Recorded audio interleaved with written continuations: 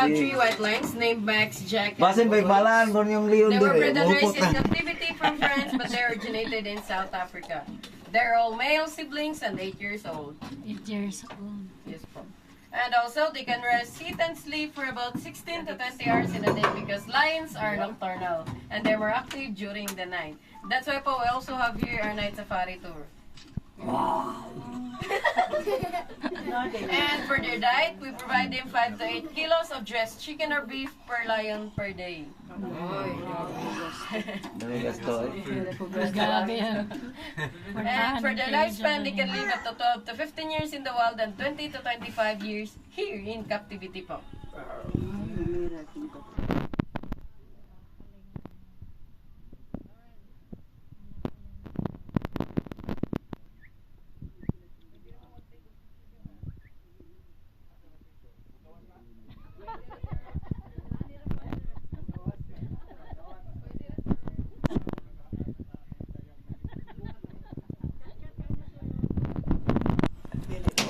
Pusitag mapaaw, mas kadaghan, matagak. Buhi pa na sila. Buhi na naghuwat na sila kana nga purma naghuwat nagpagkaon. Nga purmada.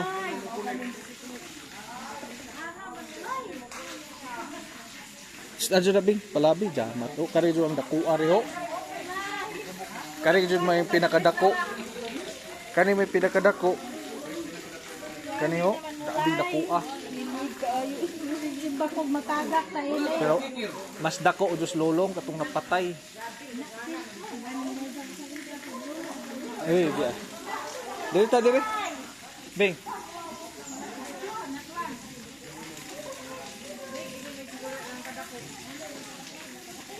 Ni salt water ba di ay? Salt water crocodile.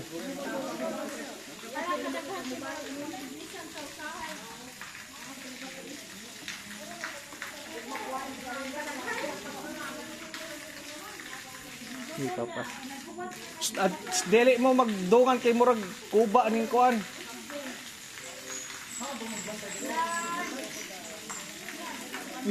Kadagko. Kadagko.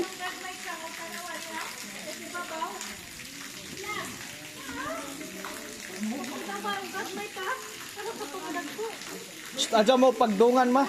Aja mo pagdungan ba? Aja mo pagdungan lagi. Aja pagdungan.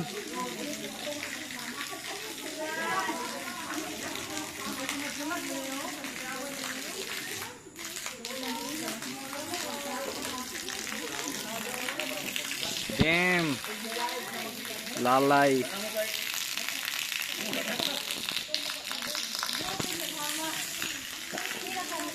Bing, Bing, kay Diana po ibabaw na.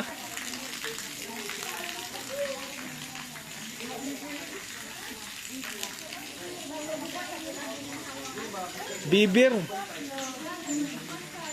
Oh, di ah. Ay, dapat ho.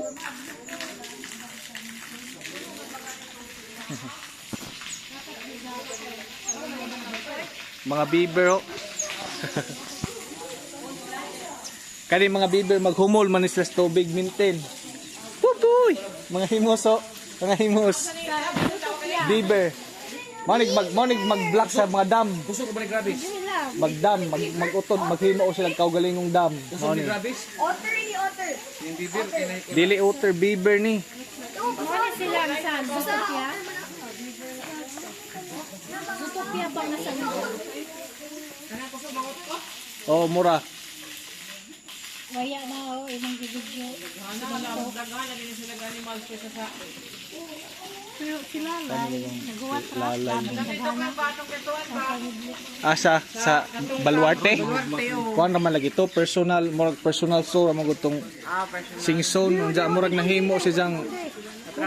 Oh. Murag ija tong collection sa ijang mga animals tay na kuan na kadugajan na. So kana ijang gikaon ho. Gani, may nabantay. So kana diha pod ta.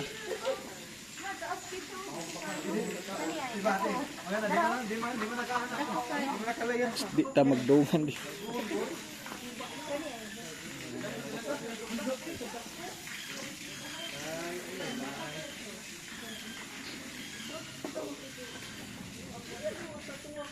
Bing.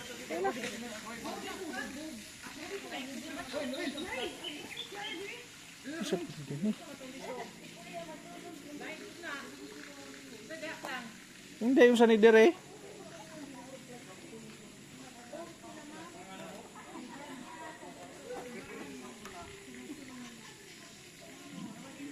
Bangon.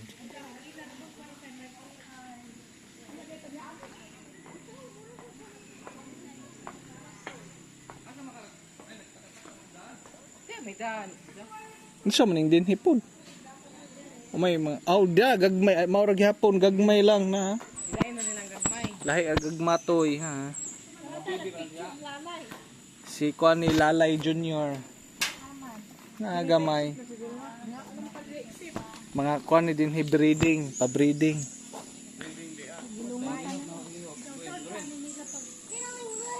Dili lahi alligator ni. Dili ni agkato dito salt water man na crocodile.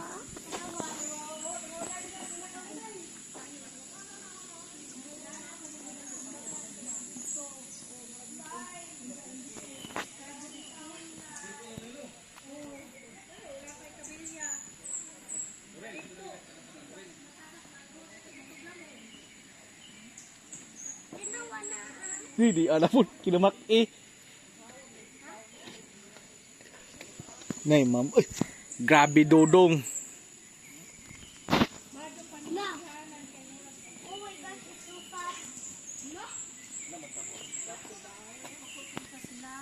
Mas dako tong sa digto. Dapat ay naghumulo ang pong kadako. Fresh water ni. Kuan salt water gihapon. Taglain na ng crocodile dai.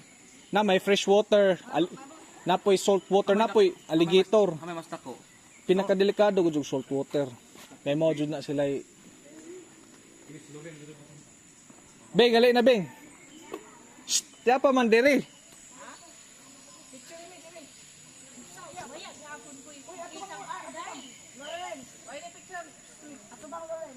Aya nagkuan ako video.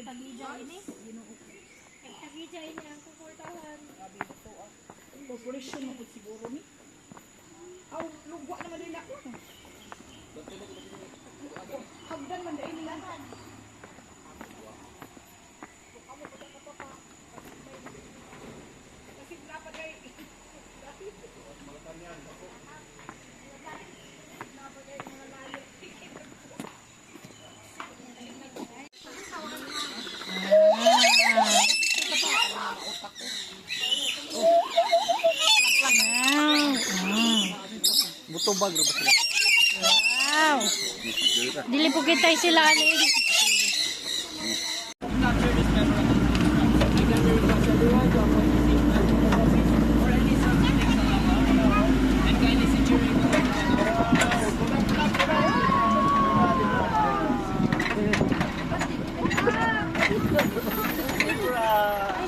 So what we have here on your right are a zebra. So zebras are very unique because they are like our fingerprints. They don't have the same pattern with the other zebras. So to identify if it is male or female, male have a darker skin color, while a female have these brownish ones. And on the back of the zebra is what we call the glass bump. So glass bump can be recognized by its white unusual markings on its face, named after a Dutch term for place referring to its white forehead. So you can identify whether if it is male or female through its horns, because male have thicker horns while female have slimmer ones. So here on the front, this is what we call the group of blue wildebeest. So blue wildebeest got its name from its blue sheen tan coat, when it is hit by direct sunlight, it will turn into blue. So they are considered also as the clowns of savannas, for during their mating season, blue wildebeest males will dance to the females. So once again, here are zebras, the blue wildebeest.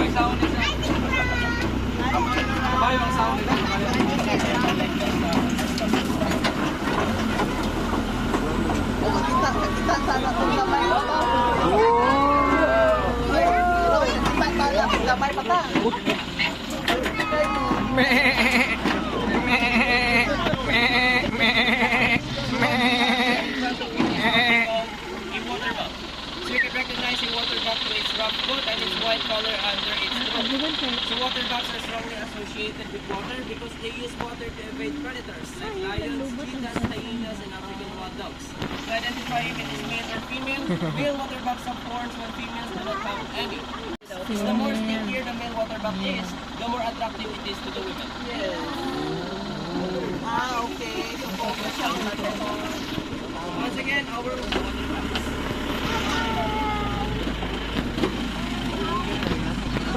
Pakilid! Woohoo! Giraffe. Migo! We have here on your right side in front of you is what we call an eland. So an eland can be recognized through its long straight horns and its white lines on its back. So elands produce 7 liters of milk a day, which is 3 times more nutritious than a cow's milk, which 3 times the fat and 2 times the protein. So another interesting fact about them is while standing, they can jump up to 10 feet high. Yes, sir. And here's on the side of the back of the eland is what we call the greater kudu. You can recognize the greater kudu from its magnificent horns and its wide lateral vertical lines on its back. It is considered as the one of the tallest and longest horned antelope, for their horns can grow up to 6 feet in length, which every 1 to 2 years, only one time lang siya mag-switch or twitch. Dili siya, wala siya.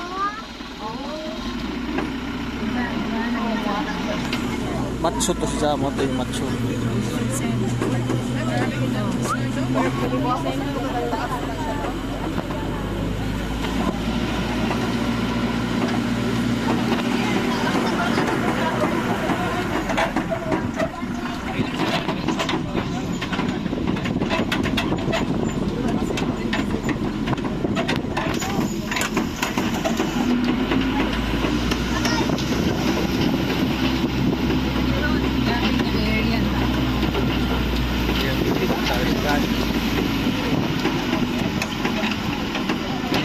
Drive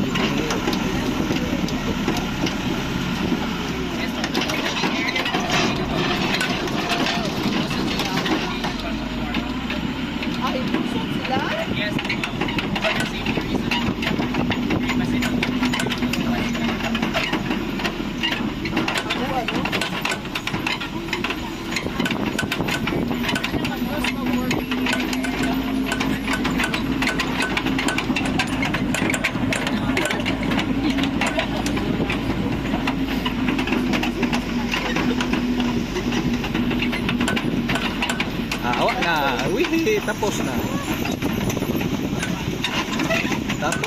Di ka na tali. Oh, gawas na.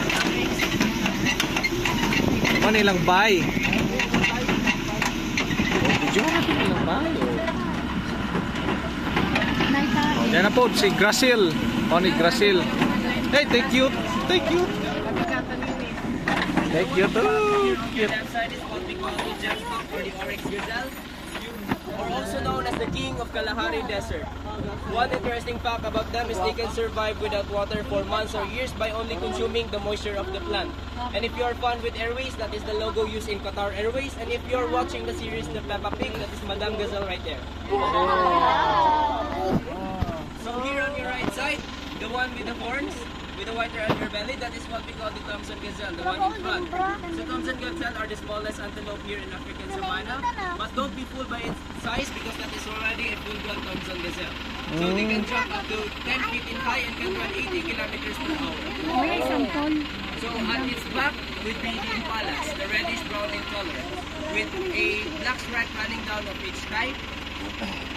The impalas are also considered as the great jumpers and incredible runners of savanna because they can jump up to 3 meters in height, covering a distance of 12 meters in length, which they can also run 90 kilometers per hour, which can outrun lions and cheetah. So once again, the gems back with Oryx Gazelle, the Thompson Gazelle, and the Impala.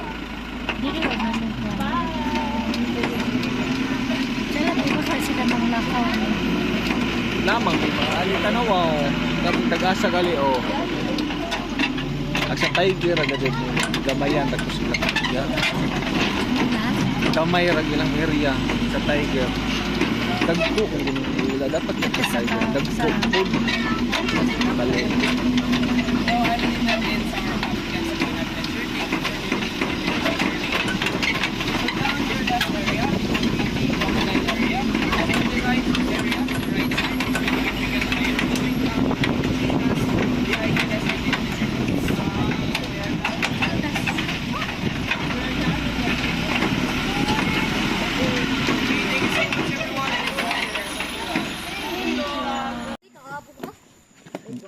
Naka-story na itong pangakuan.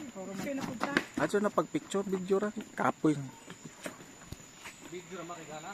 Ako pa po nung videoan.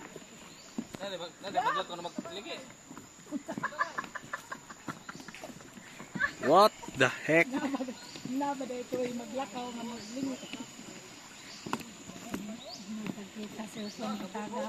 uy mura mag Adyo-adyo mong damadama kami nga buwas ko tanong talin dyan ay naibo ako bitaw. Ito nga. Naibo adya.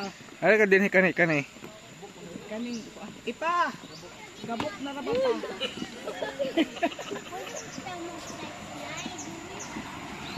Ano na ni.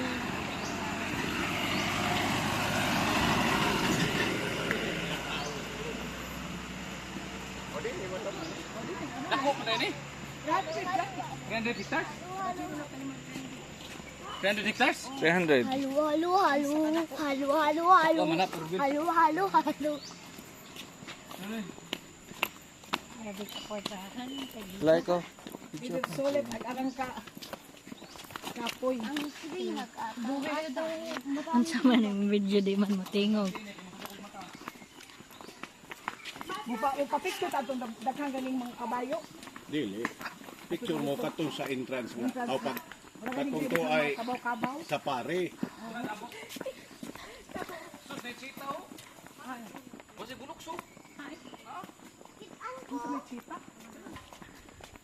Kaon gihapon. Buot. Haman. Haman. Ay, marag kita rabay tao din eh. ta cheetah Haman. ta nagliyok-liyok Oh, ay. Di ka pwede mo doon dito. sud ya na sud banta pugto ni ana mga judta napagali monkey day di ang dakuha mga juday ni hindi mata ni ka gets na yung mga unggoy na mga monkey din ha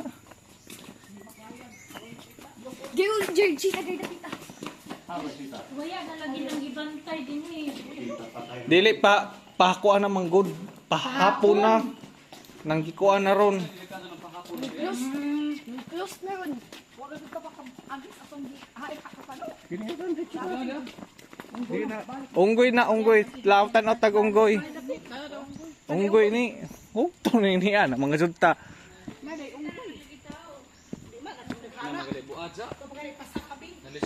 patas wangke Wala mga monkey da. Asa? Hindi ako monkey. Ta.